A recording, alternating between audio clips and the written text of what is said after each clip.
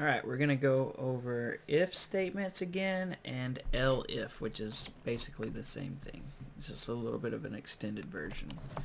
So let's add some variables. We're going to do x equal to 15 and y is equal to 22. Now let's make our normal if statement. If x is greater than y, we're going to print x is greater than y.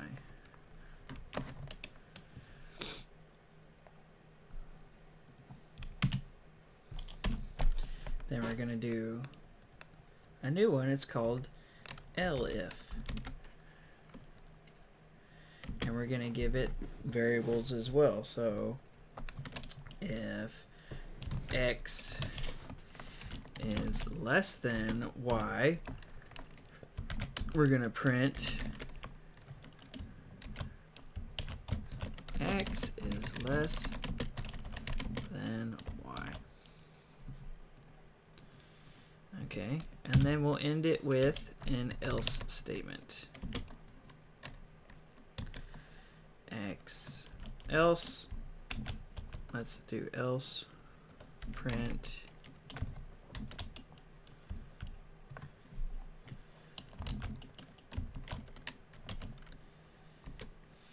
x and y must be equal.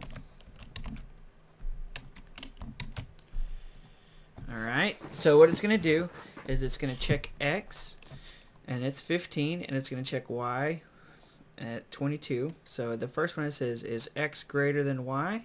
If x is greater than y, print this. Else if x is less than y, print this one. And then else, print x and y must be equal. So in the previous video, we were only using if statements. This time we're using else if, which allows us to use 3 different statements or more. So if this one's true, it's going to print it and it's going to be done. Then if this one's true, it's going to print this one and then it's going to be done. But if it's not true, it's going to move to the third one and print that, because the other 2 were not true. So what is the overall difference of what's happening is we're able to not print, it won't print just the last 2, and I'll show you what I mean with this. So let's run this right quick. So x is less than y, so it happened to fall right here. So let's change this. Let's make x 55, and now it's going to fall onto the top one here. X is greater than y. And then let's make them equal to each other, which is going to fail both this check. It's going to fail this check, and it's going to fail this check, and it's going to fall under this one here. It's going to fall under this else statement. X and y must be equal. Okay, now let me show you what the difference, if we were to use the 2 if statements here. Let's first start with x being greater, so let's do 23. Printed the top one just fine, but guess what else tagged along? The else statement also went ahead and went through. So so what it does is it goes down, it checks this one, yep, that's true, print, and then it checks this one, no, that's not true, and then it sees the else coming up after this, and it says, oh, I have to do that. So if you use elif, it's a way to get around that little problem right there. So we'll run it again. X is greater than y. Alright, so that is the elif statement. Pretty simple and straightforward.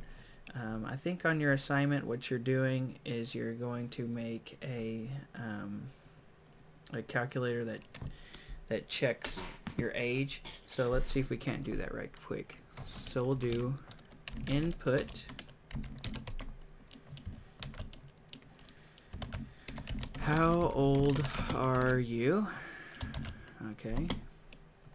And we're going to store this in the variable age. And then we can make some other adjustments. Okay, so how old are you? and then they're going to put in a whole number, so we're going to make this an integer, so make sure we convert this because input automatically puts it in as a string. Okay, so we're going to use these same 3 statements we have here to work on our assignment, and I'm not going to give you the exact answer, but it's going to be pretty close. So let's use age. We're going to change our x value to age, and then for our let's use maximum age of 30. So we could do, I'm going to do this hashtag here, in our 30s, and then we'll do another one in our 20s, and then this, everything else can just be below that. So if age is greater than, let's do, what's this gonna have to be, greater than, so we'll make our first check is if they are 30. So if they are in their 30s, what has to happen? And then if they are in their 20s, what has to happen? And then we can do below 20s. Okay. So if age is, let's change this to less than, no, age greater than what, 29?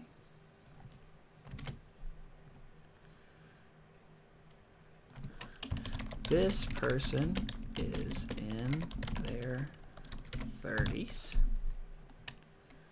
And then on this one we can do this again. So age is going to be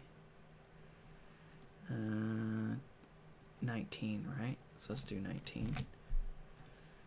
So their age is greater than 19. This person is in their 20s. And then the last one, if those two failed, they are, this person is younger than 20. Let's see if this is correct, and if it's not, well, you can fix it. So let's run this. I'm 31. This person is in their 30s. That is correct. Okay, well, what if somebody entered 55? This person is in their 30s. That's not completely correct. So we could do, this person is older than 30. That would be correct. Let's run that. So if I was 80, this person is older than 30. Oh, that works. So let's check the next one. Let's do 20. This person is in their 20s. That's correct. Let's try 29. This person is still in their 20s. That's correct. 30 should put us in the 30s category. Yes. And let's do 19. Let's see where this puts us. This person is younger than 20. And just for good measure, let's do 1. This person is younger than 20. It looks like I accidentally hit 2 buttons here. Let's do there. This person is younger than 20. Alright, so this should get y'all a long ways to doing your homework today. Have a good day.